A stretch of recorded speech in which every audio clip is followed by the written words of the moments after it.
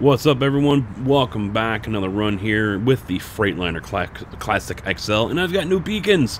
New beacons come from Big T. Now, I found these, and because someone made a comment on one of past videos saying, "Hey, the link for the All Trucks Beacon 1.7 pack doesn't work. It's broken." And I looked it up. Sure as hell, there it was gone. The author removed it. These are out now. These are brand new.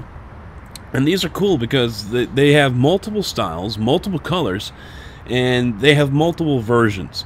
So you see on the grill, this is one of the two versions with the way they work. But then there's a third version down below on the bumper where it's left and right. And the same goes for up here on the cab. You got left and right. You have both orange and you have the possibility for clear as well. Different strobe variations, left and right as well. It'll say it'll have an L and it'll have an R, so that way you know it's left and right.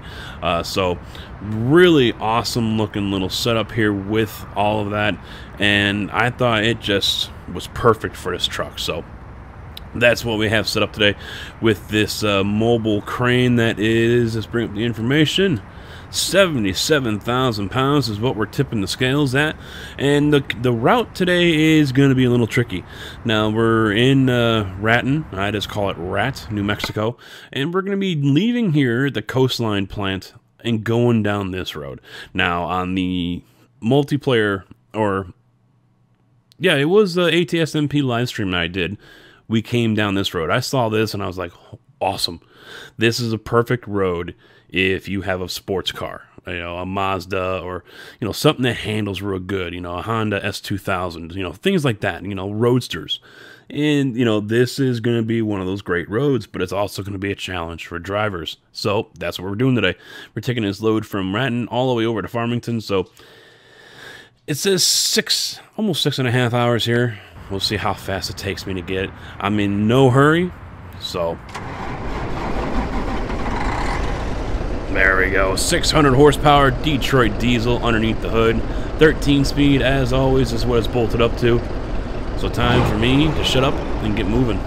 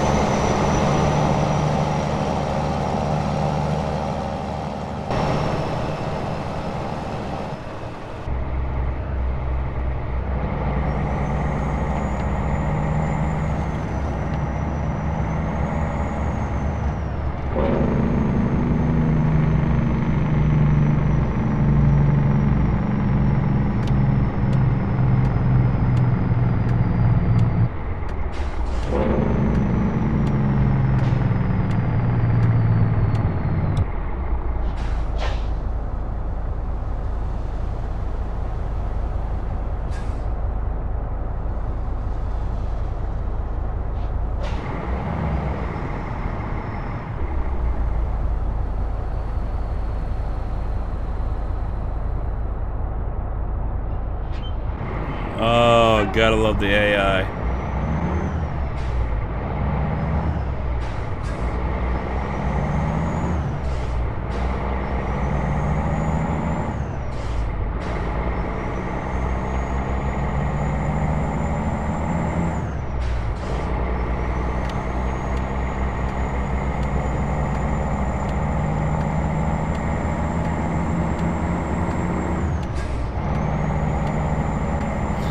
Alright, so what I had in mind to discuss with you guys today is still kind of a hot topic here within certain circles, and that is this Tesla truck that was shown off actually last month in November by Elon Musk.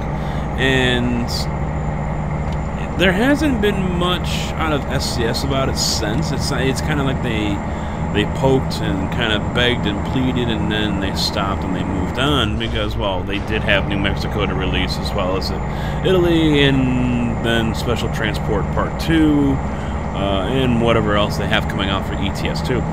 But there was some overlooked specs about this thing, and real-world kind of questions.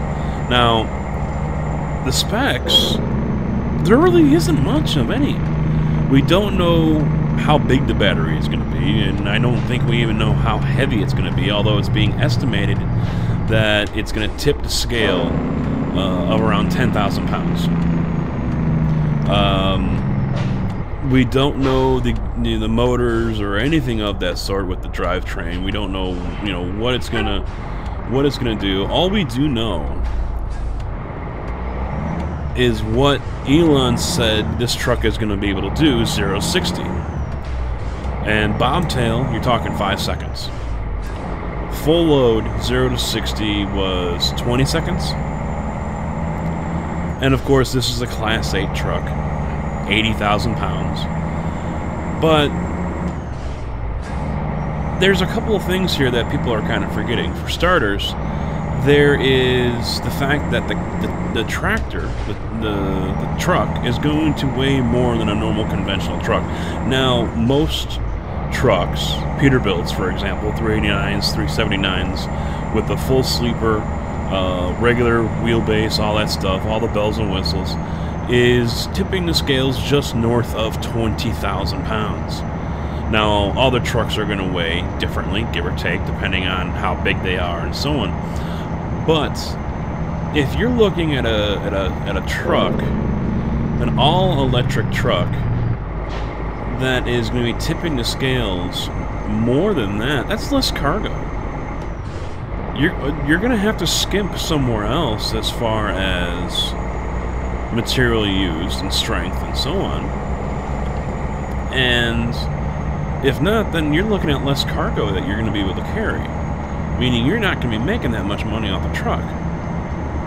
Now, there's different things that, of course, Elon is promoting. Oh, well, it's going to be more cost efficient, less maintenance, cheaper maintenance, whatever. I saw one blog or one website said 1 million miles for the maintenance plan. That's insane. It has 4 motors on the drivetrain, sort of rear axles, 1 motor for each side of the wheels, and the truck can still operate with 2 of the motors dead. So if you burn up 2 motors, they both break for whatever the reason, the truck can still move for a certain amount of range. You're not dead on the side of the road. There is that, but I think, people are all gaga about this thing, and I think we're putting the cart in front of the horse here. We're getting ahead of ourselves because, one, there is no infrastructure set up for this thing. We're not talking normal car chargers that you drive up and plug your freaking Prius in or anything with. No. We're not talking the superchargers or whatever they like to call them that Tesla owners can plug their cars into. No. We're not talking those. We're talking mega chargers. And what's a mega charger, you might ask? A mega charger is going to be a charger for your truck that can put 400 miles worth of power back into a battery that is nearly depleted in 30 minutes. Truckers have to take a break anyway, right? You gotta go on lunch, right? So, there you go. As I swerve all over the road trying to get a good camera shot. there you go. You go in for your lunch, let the thing charge, you know, 350, 400 miles into the battery, you're good to go, right? Okay. The problem is, these chargers are going to be Alright. In order to do that, the chargers are going to be, they're going to require 1,600 kilowatt hours. 1,600 kilowatts. That is estimated to be between, that right there can power an estimated 3,000 to 4,000 homes. Are you freaking kidding me? Now, see, that number alone right there doesn't sound right. And I do admit that the information is out of an Oxford University think tank or study group. So we are talking Britain, European homes. Maybe they use less power, I don't know. But as it says in the documents, that that power requirement can power upwards of 4,000 homes. And I'll read the line right here. One of Europe's leading energy consultants has estimated that Tesla's electric hauling truck will require the same power as up to 4,000 homes to recharge. So that's a lot of freaking power, man. That is a lot of juice. And keep in mind, we're looking at possibly, well, no, there is no possibly. They would have to be more than one charger, you know, at truck stops and things like that. Now, the thing is they're really billing this thing to be a local and short-haul, regional kind of thing. And right now, Tesla is expecting companies who are already signed up to buy this thing. Anheuser-Busch, which is hauled by J.B. Hunt, so I don't know exactly who's going to be footing the bill for that one. I think I heard... Whoa, that was a little too much, huh? Swift, I think I heard, is looking to get in on these. So there's already a handful of companies that right away said, hey, here's a check, take my money. You know, I will take 20 of them. I think I heard Anheuser-Busch ordered 20 of them. I could be wrong, but still, companies are already stepping up for this thing because mainly the cost to run this, and the cost is going to be this: 7 cents a kilowatt hour to recharge. 7 cents. Now, the national average, it is roughly around 11 cents a kilowatt hour. Alright? For this setup here, each mega charger is estimated to cost $1 a kilowatt hour. $1. And that's Tesla's cost. Tesla said they are only going to charge 7 cents. Just 7. No wonder the company has yet to turn a profit. But weirdly enough, according to Wall Street, Tesla is now valued more than Ford. Believe it or not. Now I'm going to stay outside here for a little bit, you know, because if you guys haven't been down this road, it is a majestic road. And you're getting into the part here where I was talking about, you know, this is definitely a roadster road.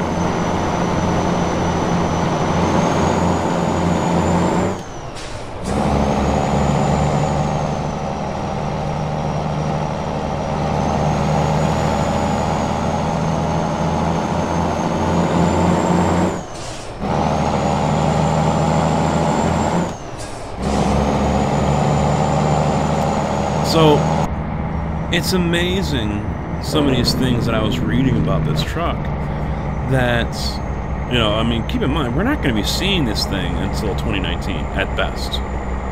I think that's when I saw they plan, or they hope to, well, okay, plan. They can't say hope, because that really doesn't, you know, It's not really a vote of confidence, you know. So they plan to start production of this truck in 2019.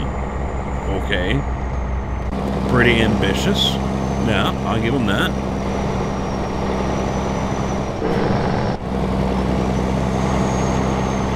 But, I'll tell you what. That thing is... I mean, I'm not really a fan of the look. I'll be honest. But what he's promising out of it just baffles me. And the thing is so many people are just smitten over this thing. They have swallowed the pill. They have drank the Kool-Aid. Hook, line, and sinker. They are on board, man. Sign me up. Throw my money at you. Take it. I don't care. I want this truck. I'm going to go down that road one of these days. I'm going to go down that road. You know, but...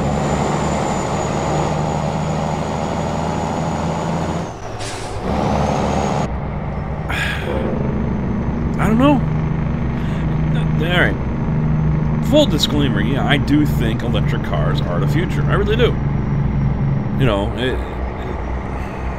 depending on the year and who's feeling what, you know, I've been hearing it probably since 2000.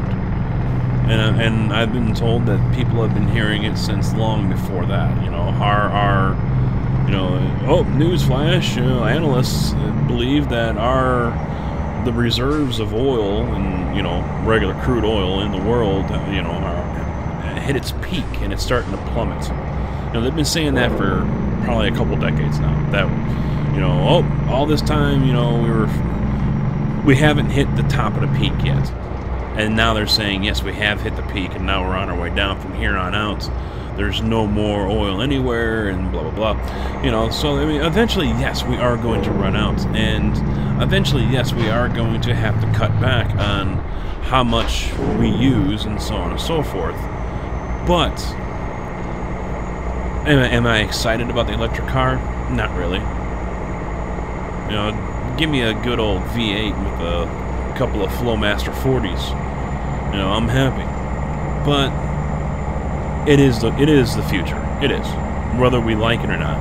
It might not be our future, you and me, but our kids. Most likely, yeah.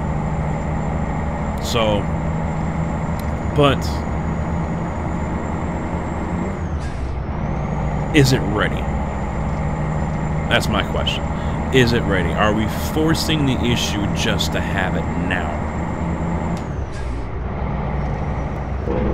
Now, like I said, the charging stations, the companies are going to be probably footing the bill on, unless Tesla, you know, funds it themselves. I don't know.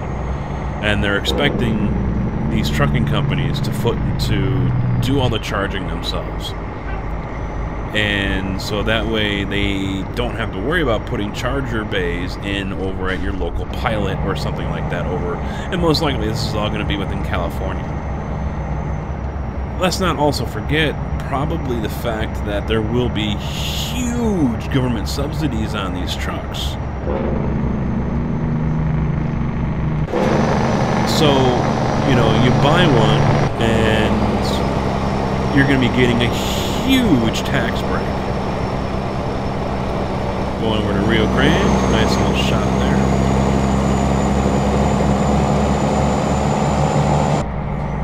But numbers, although Tesla hasn't released any numbers on this truck, it is estimated that the battery is going to be 10,000 pounds, as I've mentioned before, that's the weight, and cost $100,000 just for the battery. Now, if they want to keep this thing competitive, and of course they do, I think they even said they plan to, both versions of this truck, one being the medium or short range, so it's a 300-mile radius, 300-mile driving distance, the other one being 5, and Elon hinting that that was just a conservative number, that he expects it to go beyond that.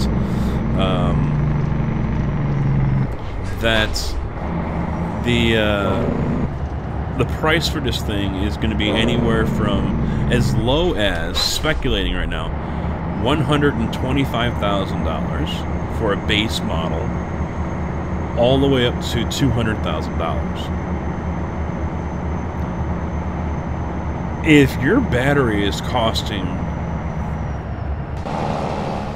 Oh boy. Oh boy.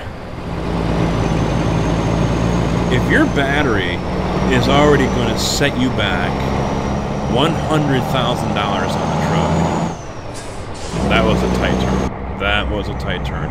But if you're already getting set back $100,000 on the truck, and you're going to be turning around and selling it for $125,000,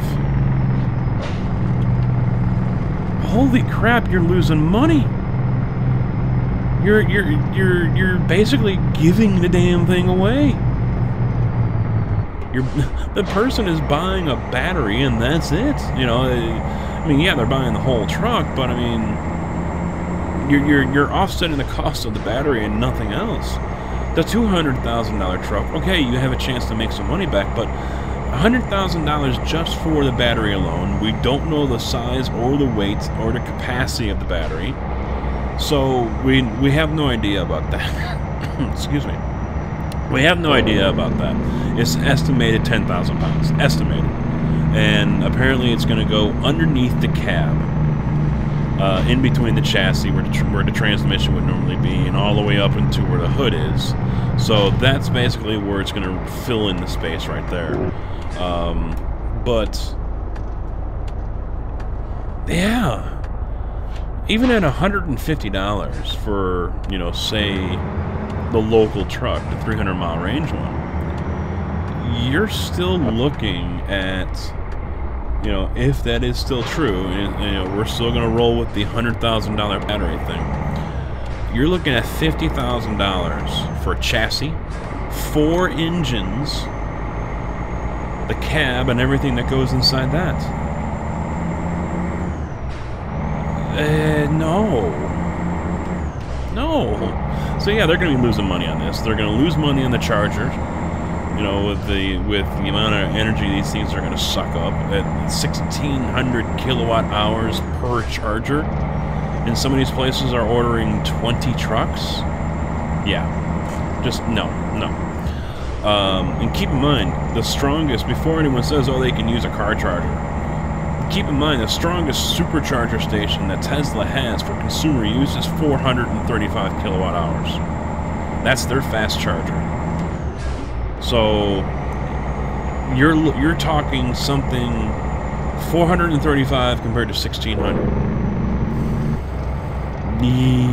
No, that's not gonna cut it. Maybe if you want to do it overnight. It's a trickle charge, basically. But no. And Tesla knows this. They know downtime on these trucks is going to be key. They know this. Now, there's a couple other things that I have learned recently that this truck will be able to do, and it's almost depending on it doing well. Aerodynamics, for one.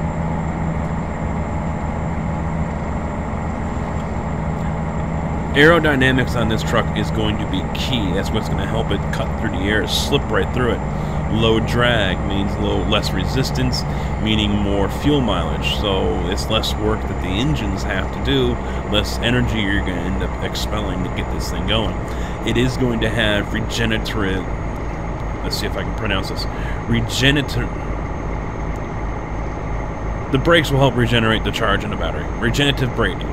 I don't know why, but my tongue just says, screw you, I'm not working when I try to say certain words, and apparently that is one of them. Regenerative, see?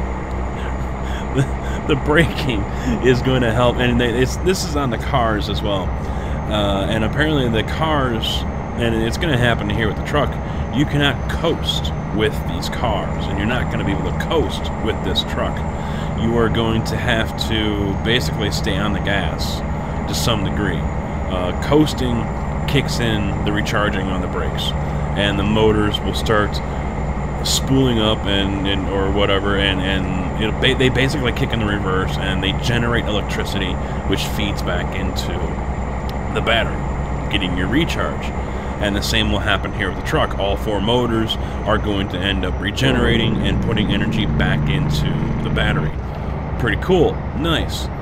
Saves a lot of wear and tear on your brakes as well, because it acts as a dynamic brake, which is kind of like, you know, what locomotives do. But locomotives, you know, they don't keep that. They don't have batteries to do that. They don't.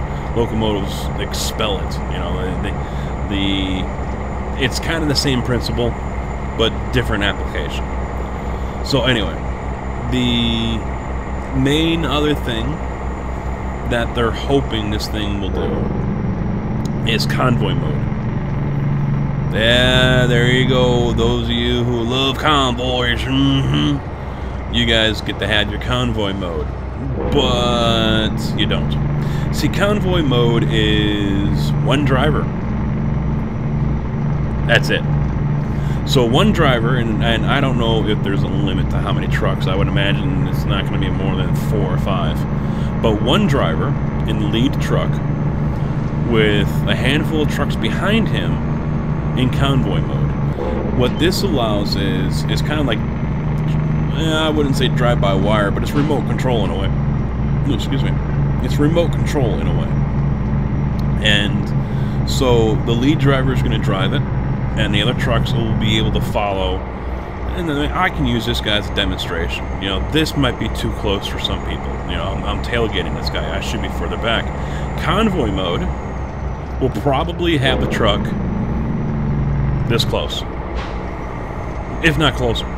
They're talking about having these trucks ride almost bumper to bumper with each other, very, very close together, and using the slipstream from the truck in front to basically wash right over the truck that's behind. You know, drafting. That's basically what it is. This truck is going to get right up in there, so I'm in Convoy mode, and I'm going to stay right up next to him, and these trucks will be able to work together to stay within a certain distance of each other. If one breaks, they all break. You know, they're going to have the automatic driving sensors on them, the handles, stuff like that. They were saying at a 5% grade, the truck will still be able to do 60 or 65 miles an hour up the hill with a full load. I guess a diesel truck is usually limited to about 45 miles an hour or so. So, you know, there are certain advantages. 0 to 60 of 20 seconds with a full load. I don't know how many drivers are going to really want to do that, but you will have that ability. I see a lot of drivers dumping their loads onto the road. I'm just saying, I see a lot of damaged product coming with all this. But,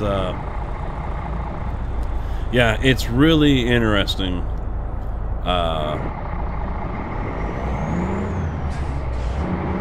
How all of this is going to get worked out, how all of it is going to come into play here. And you know, it's kind of trick, you know. And be honest, guys, I mean, we are sitting here regardless of our age. If you're 75, 35, or 15, you know, we're watching this happen right in front of us. We're watching the future develop right in front of us. I mean, I looked around the Tesla site. They're working on some pretty cool stuff. They've got... Okay, you guys have all seen solar panels on someone's roof, right? Kind of gaudy looking, maybe. Not really all that good looking. How about solar shingles? Tesla Home has been able to recreate both the clay tile shingles that are popular out in the desert area, as well as regular asphalt tile shingles. And from a street view, they don't look half bad. And they're solar panels. So that's pretty freaking trip right there, dude. That's trick, not trip. It's trippy, but it's I was pretty impressed by that. You know, there's nothing wrong with trying to make your house, your home, energy efficient. I'll say that. And, you know, if you can save yourself a few bucks while you're doing it, by all means, go for it. Knock yourself out, man. And, you know, something like this might be well worth it if you wanted to go that route. If you wanted to do solar, these things from the street, they look a little more glossy than normal shingles, but yeah, from the street, no one would probably really notice. They actually might think it's a metal roof, because those have really gained in popularity.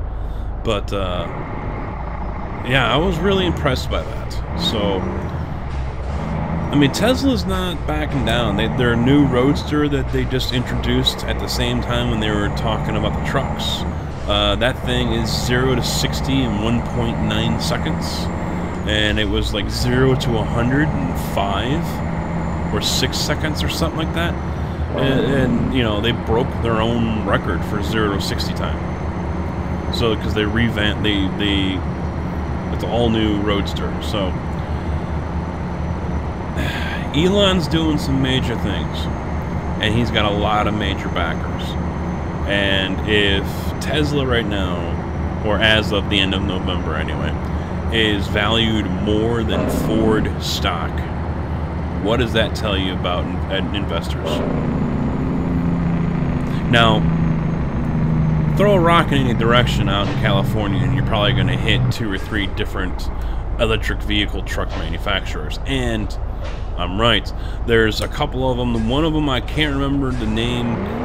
Oh, come on. I'm in gear. There we go. What the hell was that about? One of them, I can't remember. It was like Polk or something like that. I can't remember the name exactly. Another one I do remember, though, is Thor. And Thor has its own truck. And it's a very small company. It's like 20 people, 28 people, or whatever it was. And they used existing truck chassis, super single tires, and they put on their own body, and they put the battery in there, and they put the engine in there, and they're selling this truck. I think it's got a 300 mile radius, and they're selling this truck for $150. And the prototype's out there rolling right now. And it's not a bad looking truck, guys. If you have a chance, go look at it. Go look it up. Thor electric truck. And it's not a bad looking truck. But, you know, Tesla's not the only one out there. Is basically what I'm getting at here. And I'm driving over the curb here, but it's going to be interesting to see how all of this shakes out. You know, how is the electric truck market going to develop? Is it going to be able to develop? I mean, depending on who you talk to, some will say the truck market going electric is going to be a big factor. And maybe it will. I mean, there are a lot of trucks on the road. And I feel like I'm bouncing around. Yes, I am.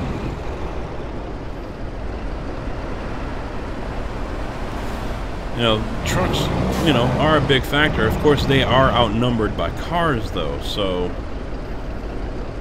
you know, depending on who you talk to, you might be able to figure out their agenda.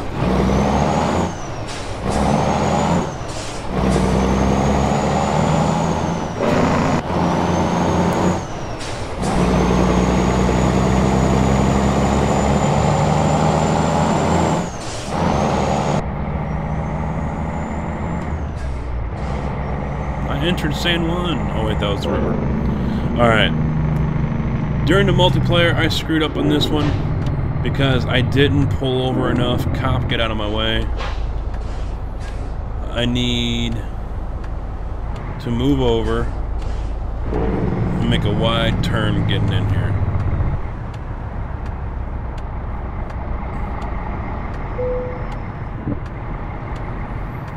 Oh, now I can't see. I'm gonna make it good. Excellent. But alright guys, let me go ahead and park this one here, and that'll do it for this run. So hopefully you guys enjoyed not only the truck, but the route as well as the conversation. And hopefully you join me again next time back here on American Truck Simulator. So until then, thanks for watching. Take it easy.